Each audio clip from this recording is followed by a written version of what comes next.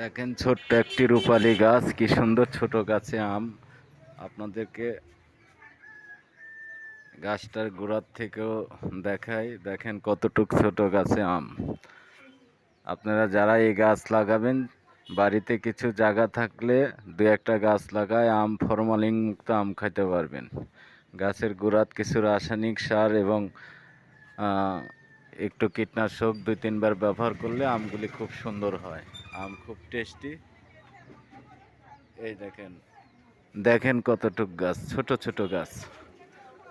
একটা শিশু বাচ্চাও আমগুলি পারতে পারবে। এ দেখেন, দেখেন কত সুন্দর আম।